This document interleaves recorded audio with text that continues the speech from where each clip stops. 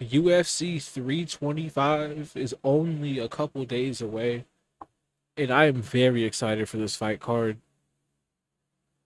So now I'm going to break down and give you guys my predictions for who I think is going to win at UFC 325. Now, I'm going to be for real. I'm going to skip most of the early prelim card just because I don't know a good chunk of these guys who are fighting on the card. I watched part of last season of Road to UFC, but not enough to give accurate predictions on most of these guys. I'm telling you, opening up the card, we got Aaron Tao. He's legit. I think he's a little better than his opponent, Bat Bayar, and I think he's going to win this by brutal knockout in like round two. Um, I didn't watch much of Lawrence Liu, but I do know about Sulan Grongbo, but I'm not gonna put any prediction on that fight. I'm telling you, Nakamura is probably winning by brutal knockout. His last fight was a bit of a disappointment because he won by decision when he's normally winning by knockout. But Nakamura is a problem in that weight class. Be on the lookout for him. Up from Nakamura fight, we have the Kim Sang Wook versus Dumar Fan. You got to go with Kim Sang Wook. They're the same. They basically fight the same way, except Kim Sang Wook can finish you anywhere. He can knock you out standing. He'll do it with ground and pound. He can submit you any way he wants to. Kim Sang Wook is my pick for that fight.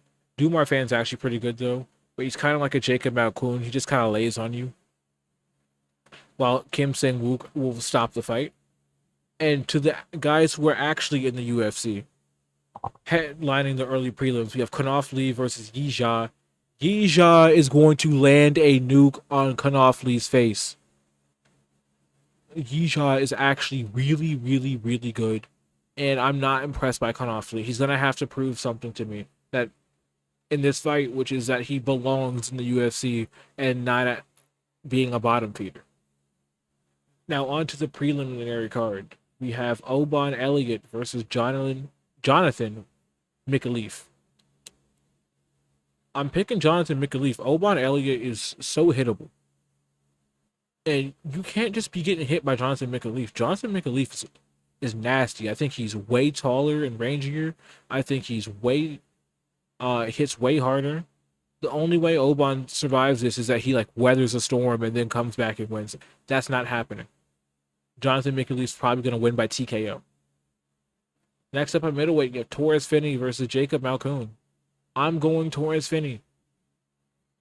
Torres Finney is and Jake, they're the same people. They're the same person. I'm gonna be for real.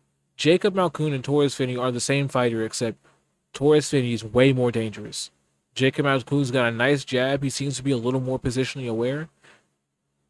Torres Finney can knock you out cold on the feet.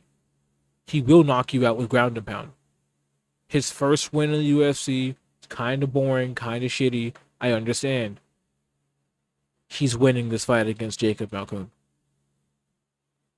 Next up, we have Cam Roston versus Cody Brundage. I'm sorry, I can't believe I messed up that name. It's such an easy name to get. But Roston is going to probably beat the dog shit out of Cody Brundage. But it's not a fight I like putting any bets on because Cody Brundage fights are weird. But most likely Cam Roston should be able to destroy Cody Brundage. Also, have to say this: average Torres Finney victim. And headlining the prelims, we have Billy Elicana versus Junior Taffa. This might be the easiest win of Billy Elicana's career. Junior Taffa cannot grapple, refuses to learn how to do so. Billy Elicana is actually really good at jiu-jitsu. I remember he debuted on a week's notice and damn near subbed Bogdan Guskov in like the first minute of the fight and held onto his back for like the entirety of the first round. He's gonna destroy Junior Taffa. Junior Taffa shouldn't even be signed to the UFC. I don't even know if he should be doing MMA. Billy Elicana, first round submission. That is probably my lock of the card.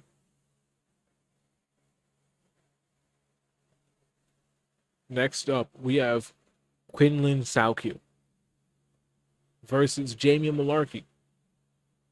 I'm picking Quinlan Saukyu, but Jamie Malarkey's tough.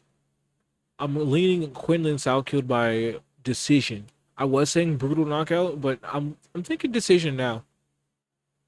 But I'm still gonna put knockout because I think Quinlan Southfield can generate crazy power. But I'm not gonna be surprised if this is just a one-sided 30-27 decision. Quinlan Southfield is everything we think he is, and then some. Next up, we have Tai Tuivasa versus Taliesin Teixeira. Now, Tai Tuivasa is terrible at fighting,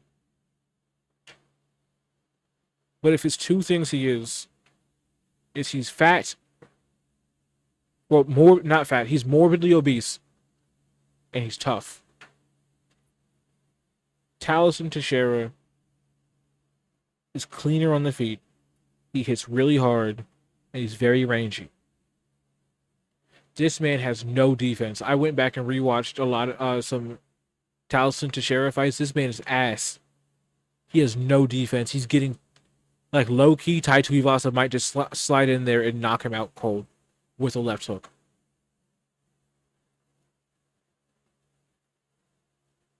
Actually, yeah, I'm gonna go Tai Tuivasa. I think it's gonna look a lot like the Cyril Gane fight, where Taliesin shares picking at him at range, putting some nice power in his face, and then Tai Tuivasa just moves forward and knocks him out cold. Truly, I think Tai Tuivasa is gonna knock out Taliesin Teixeira. Does this mean Tai Tuivasa's back? No, no, it doesn't. This man had a rough cut to make heavyweight. He's never gonna come back. He'll never be that. But is he a top 10 brawler in the UFC? Yeah. Yeah, he is. Next up, we have Rafael Fiziev versus Mauricio Huffy. It's so hard to not call him Shogun Huffy because, you know, Mauricio Hua. But I'm picking Huffy to win this. Why am I picking Huffy to beat Fiziev? It's simple. Fiziev stylistically, this is a perfect matchup for Fiziev. Wide, heavy lead leg karate stance versus that classic Thai stance. The Muay Thai fighter should win 9 times out of 10. That being said, for Fiziev to have good cardio, he has to have low output. If he has high output, he's going to gas very badly. And technique for technique, I think Huffy might be one of the most technical strikers we've ever seen. And I think he's going to pick Rafael Fiziev apart. I can never, ever forgive Fiziev for almost losing to Bobby Green. Like, he really got technically outstruck by Bobby Green. He was getting cooked on the feet by Brad Riddell. Back when Brad Riddell was a top 10 lightweight not that long ago. Do I think Fiziev's made that many advances in his career to where he can do that? Yeah, I know he had a phenomenal performance against Ignacio Bahamondes. Bahamondes never really adjusted in that fight. I think Huffy has more than just one attack. As long as Huffy goes in there and treats Rafael Fiziev like he's a top 10 fighter in the UFC and not just some random he can meme out of existence, I think Huffy's going to win this one by decision off of the first 2 rounds. Co-main event, we have Dan Hooker versus Benoit Saint-Denis. Don't put your money on this. This is a hard fight to predict. This is chaos. I'm going to lean Benoit by like brutal 3rd round TKO because I don't think Dan Hooker can take the damage the same anymore. And Benoit will go southpaw so he can slam body kicks and just continue to slam body kicks. But if that's not the way it works, like this could very easily be a Dan Hooker decision. This is just going to be a crazy fight where both fighters lose 10 years off their life. Dan Hooker's not going to know what his name is when he's 55, I swear to you. But Benoit by brutal 3rd round TKO based off an accumulation of damage from an absolute firefight. And in the main event, we have Alexander Volkanovski versus Diego Lopez 2. Bruh, ain't shit changed. Oh man, Diego Lopez fought John Silva. He was getting fucked up on the feet.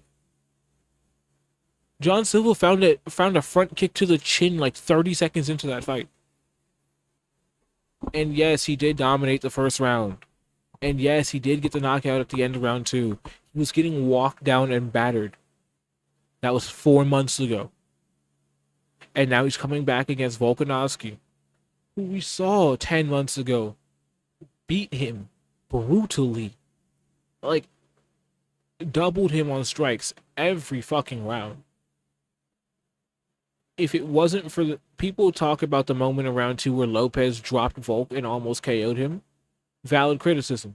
Um, there's a moment in round one where Volk almost flattens Lopez with an overhand right. Lopez takes an overhand right, goes flying back, looks back to the fence to see where he is, and then he uses it to keep himself up. He would have been knocked down and then TKO'd the ground and pound. And because he held himself up with the cage and was looking to trade back, Volk just took him down and bashed his side of his skull in for the next 3.5 minutes of that round. I'm picking Alexander Volkanovski. He's just way, way better than Diego Lopez. And that's just a very unfortunate reality for a lot of people to accept. Lopez is scary. He's tough. He hits hard. He's great everywhere. Volk is different. We're talking about a top 10 all-time fighter with elite fight IQ and is just the best at what he does. He doesn't even do anything that crazy that we haven't seen before. He just knows how to fight behind a jab, keep his head off the center line, and take away your lead leg. And then he fights at a high pace. And people can't keep up with that. He doubled Lopez in significant strikes every fucking round last time they fought. Nothing's changed. Ain't shit changed. If anything, Diego's more likely to get knocked out in this fight because of how quickly he's turning around. He just had a crazy war of a fight with John Silva. I'm going to go read you back the numbers.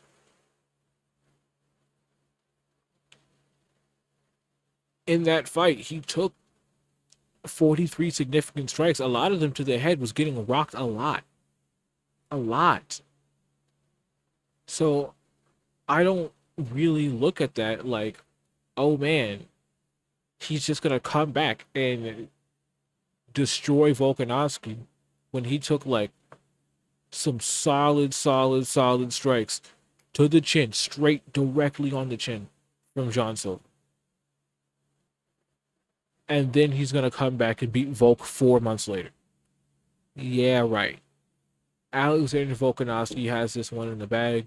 He's way better than Diego Lopez. Is this a scary fight? Of course. Does Diego have a puncher's chance? Absolute. Is he gonna win this fight? Hell no. He and the biggest reason is because he cannot cut off the cage. If Diego Lopez won his last fight by cutting off the cage and not just returning to sender a spinning back elbow, then I would absolutely 100% go with that and say, yeah, Lopez is going to win. But until he gets better footwork, better cage cutting, and using his kicks to corral his opponents up against the cage, Volkanovski's going to ruin him. I'm taking Alexander Volkanovski to retain his title and probably retire. Don't forget to like and subscribe. And I'm the Daywalker. I'll see you guys next time.